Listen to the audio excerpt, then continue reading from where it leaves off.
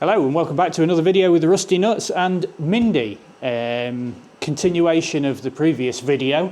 Nice and straightforward today. We're just continuing the strip. We've got some really quite, what's the word, environmentally friendly paint stripper to see if we can get some of this paint off. So the intention of today is to continue the strip down. I'm going to take everything off now.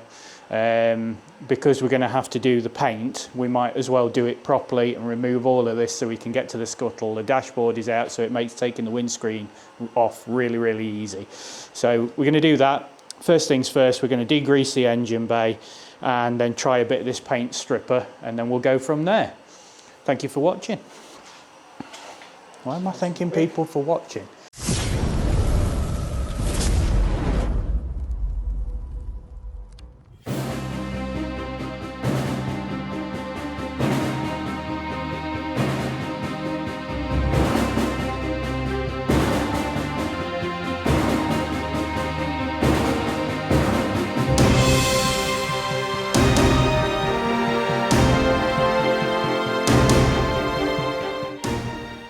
Well, that wasn't difficult at all, was it, David? And we didn't find any problems. They both came off really easily. It's not like somebody welded a plate over one of the nuts. In the hardest place. In the hardest place to get to. So that took way longer than it needed to, but both wings are off. This one's a little bit worse for wear. So if anybody's got two front wings for a 1975 MG Midget just sitting around, and you feel like you need to dedicate them to the project in some way, please do. Because these are £600 each. Wow, indeed. Okay, so we've got the front wings off. That one does want a bit of attention. The other one I fixed before. We have discovered a few holes in the frame and some previous patches, but the good thing is that the majority of the engine bay now is clear, so we can really get in and give it a good clean. We can take the wiper motor off now, remove the wiper arms, take the roof off, windscreen off. So we're going to do that next. I think we're going to get all of the bits that we can actually get to off, get them clear, and then we can start trying some of this paint stripper and degreaser. That's what we're going to do next. Okay, I thought I'd explain this a bit. You'll notice that I haven't got Kielder, Always Automotive, with me at the minute. I've got my Ryobi stuff, which is what I have. DeWalt? DeWalt. It's just off green. Dave's got the Kielder stuff. So if you're wondering why we're not using it in this video, it's because Dave's got it. And Dave's not allowed to come out and play today.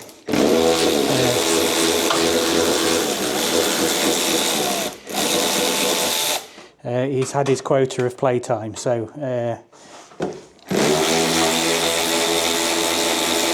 hopefully he'll be back soon. But if you're wondering why we're not using the Kielder stuff, it's because I don't have any Kielder bits yet. But it will happen. Oh no, how can we make this really complicated for everybody that's got to use it? I know, let's put nuts on the inside so they're going to be in two places at the same time. Oh, that's brilliant, Bob. Why wouldn't you do that? I know. Isn't it great? But we could just make them captive. Oh, no, we don't want to make them captive, because if we make them captive, you'll take the bolts out really easy. We want to try and make it as hard as possible, don't we?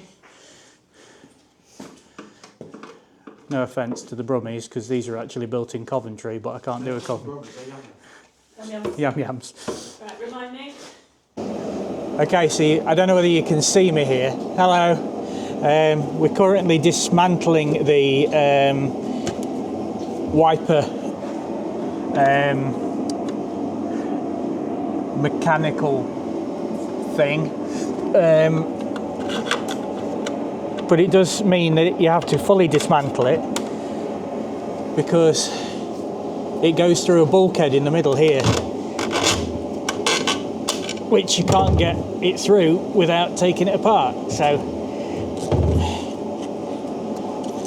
we have to take all these bits off, you see. So that's what I'm doing currently, and Davey B is just undoing bolts He doesn't know what they do, what they attach to. Neither do I, but he's undoing them, which is a good use of time. So there we go.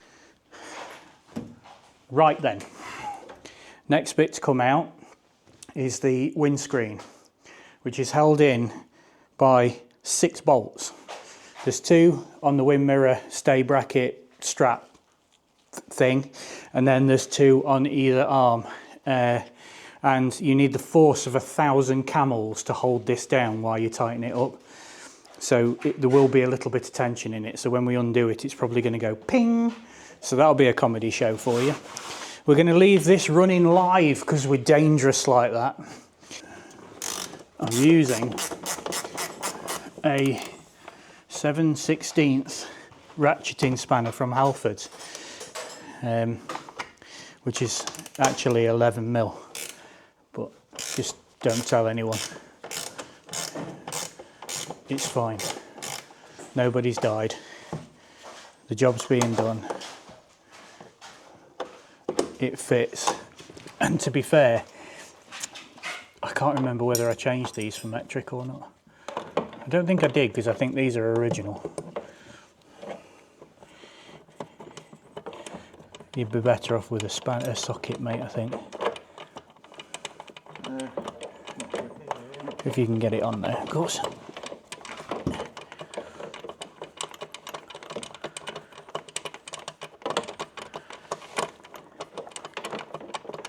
Why is this 14 different to this 14?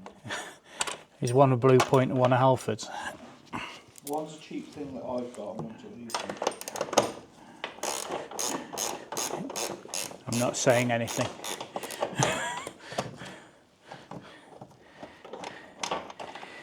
Right, the windscreen is lifted by about 1/2 inch at the front, where I've just undone these 2 bolts, so just goes to show how much tension the whole thing is under. So, they're off. What size are those, dude? 14s. It's a 9/16, Dave, if you're interested, which is about 6 apples, I think.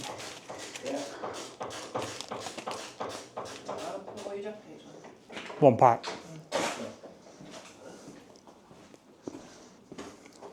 Are you okay, David? Dave is having a... Yeah, that happens. It's trapped. Oh, you can't get it out.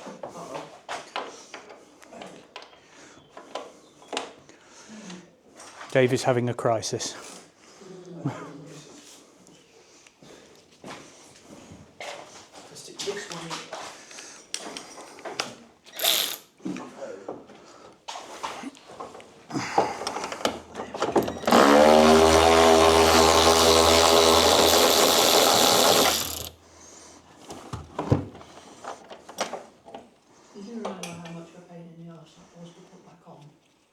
With the dash in, yeah. But with a... Oh my god, yeah, it was a nightmare. But with the dash off, it's really... One of us, that bastard adults, having to hand on the top of it just to pull it down, you know. In the Haynes Book of Lies, it shows 2 people stood up in the car, pushing down on the screen while the other one fastens it. So, They're not joking. Technically, it's a 3-person job.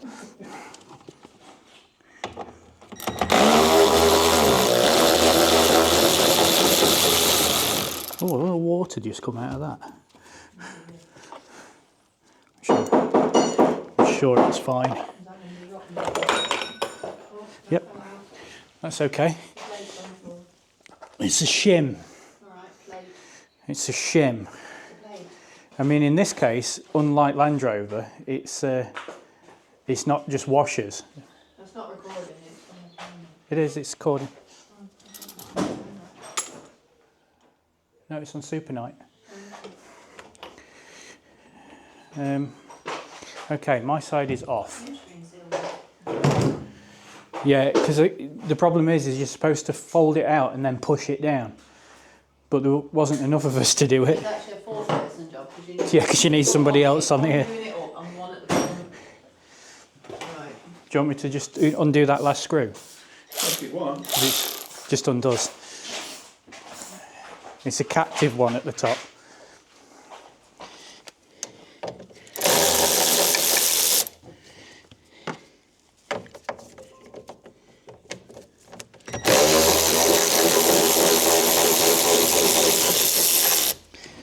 I'm glad you made it to this time. Note to self, 2 shims on the driver's side, 1 on the passenger side. Driver's side is more important. Therefore there's 2. It's just because they're not. It's because none of them are straight.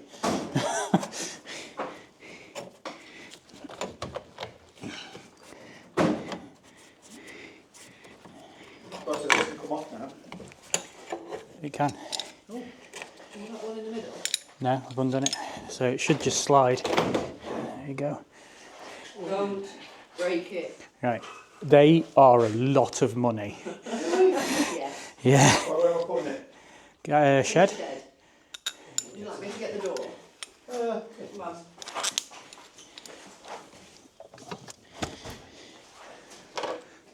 There's a nut missing. Did you already get a nut off? Yeah. Oh, okay. So, I say so an awful lot. I don't know why. I think it's probably because I'm slightly special.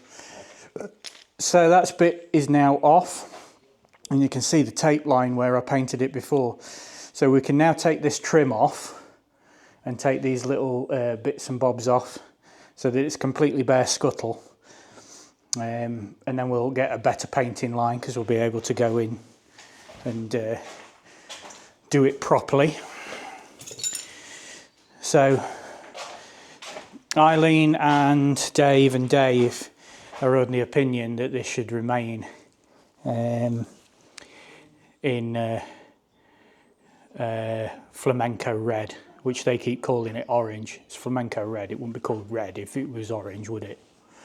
I reckon it should go Peugeot green, but they're not keen on it. See, No. No. they keep telling me no. No. Satsuma. Orange. It's not orange. It is. While she's experimenting with the paint stripper, me and Daffyd, number 2, are working on taking the roof off now. And we're going to take that home with us and give it a clean because it's covered in mould.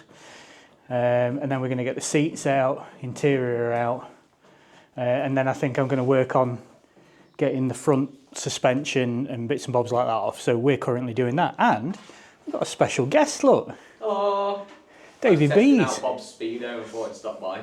Yeah, so if you didn't hear that, because I've got the mic on, he's testing out Bob's Speedo, which works, believe it or not. That's great, because it's not Britpart. So It's working. it's working, which is good. So he's popped in to see us. So let's get this roof off, I reckon. Right then, Eileen is just scraping off the last bit of paint stripper that we've done in this area here. As you can probably see, it's done quite a good job. I'll let me go show you. God, that light's so bright. So bright. So, yeah, Eileen's done basically a test patch just here. And I know it looks patchy, but it's come off really well. So that's going to take literally just a little tiny bit of the paint wheels for the grinder. That's all you'll need to do. We can run that over that, take the little bit of extra paint off. It saves us a huge amount of work, and it saves a huge amount of money on those paint stripping wheels because they are not cheap, as we discovered when doing Bob. But I think if we can get the majority of the paint off, then finish it with one of those paint wheels, it will make a big difference. So the roof has come off, that's ready to lift into our car, seats are out, dash and trim is all out, the windscreen's out. Next time we've got the rear bumper and rear end to take apart and the door furniture apart. Little bit of information after the last video, the last video I did, I had some comments on my Facebook post from the guys on the MG Midget Rubber Bumper Appreciation Society, and Mick, that pretty much diagnosed this engine issue straight away. Now, Mick said to me, were you having problems with the clutch? Yes, I was. The clutch actually disappeared. He says, and the engine makes a weird noise when you start it, but other than that, drives fine. Yes, it does. I bet you've got end play in your crank. Well, here's the engine under a cover. And there's the crank. Dave, would you hold the camera for me? Let me demonstrate. I'll try and get the mic close to it. Yep. Thrust washer's fucked. Thrust washer's broken. Worn heavily, whatever you want to call it. So that's going to require a bit of a strip down, but hopefully it won't have done any serious damage, and it just means that we can replace the bearings and we're all good, and the bushers. But yeah, that's it. So that's what we've done today. Thank you very much for watching. If you like the videos, give us a like below, leave a comment, give us some tips and advice of what you would do. I always like to hear other people's opinions. And we'll see you in the next one. Bye-bye.